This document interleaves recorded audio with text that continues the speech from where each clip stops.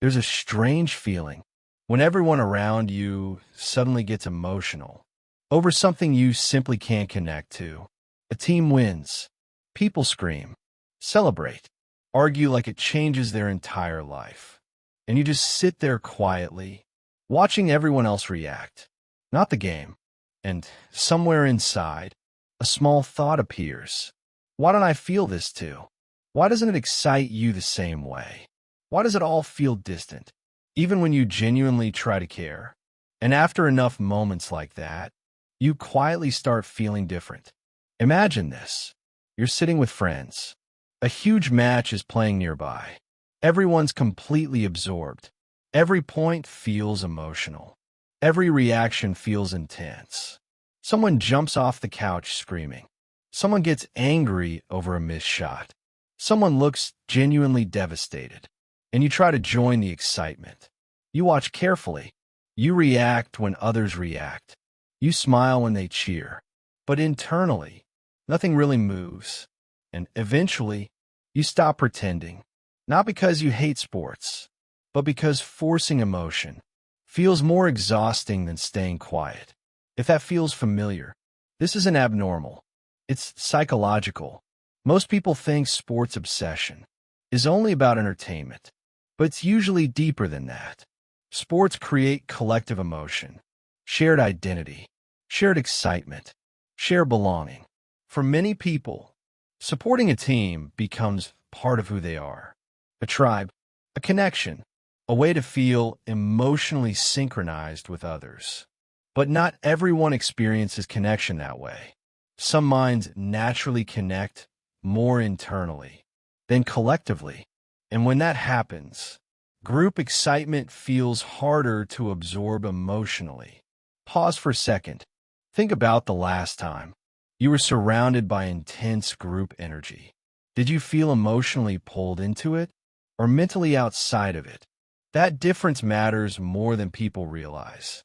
Because people who don't obsess over sports often process stimulation differently. Their excitement usually comes from internal meaning, not external events. They might feel deeply energized by a creative idea, a meaningful conversation, a personal goal, a psychological insight, a quiet moment of understanding.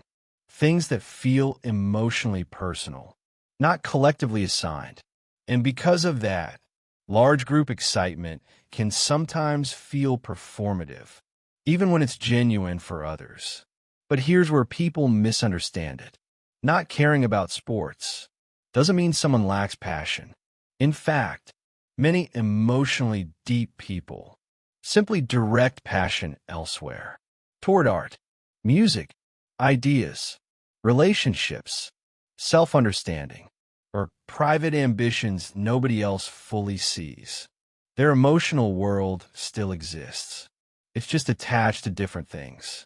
And sometimes, those things are harder to explain socially.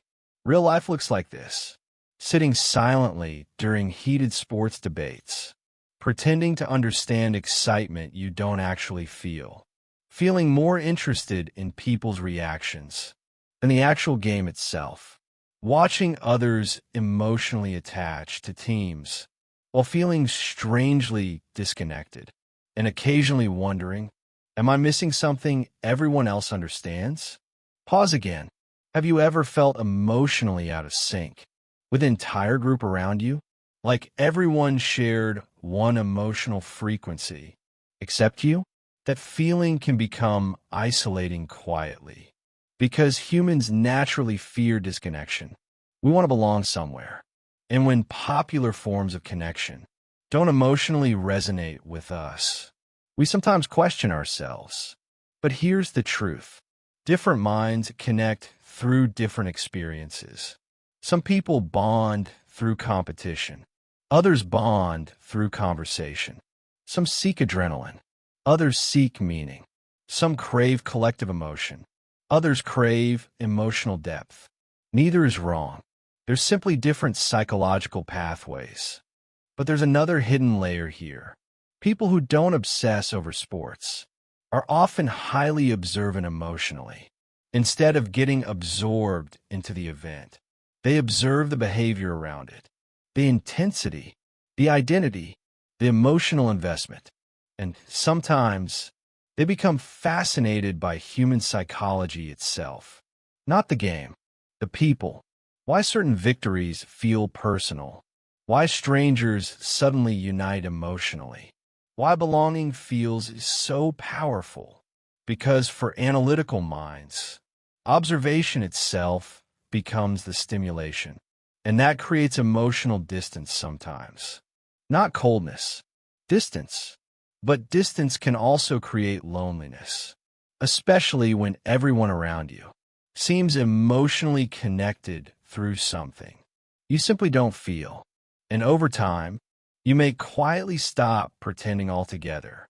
You stop forcing reactions. Stop performing excitement artificially. Stop trying to fit emotional expectations. And strangely, that honesty becomes freeing because your passion was never missing. It was simply living somewhere else, somewhere quieter, somewhere more personal, somewhere harder to explain publicly. So, if you've ever felt disconnected during loud, emotional sports moments, there's nothing wrong with you. You're not emotionless. You're not boring. And you're not less human. Your mind simply searches for meaning differently. You connect differently. You feel differently. And maybe that difference was never something to fix. Maybe it was something to understand.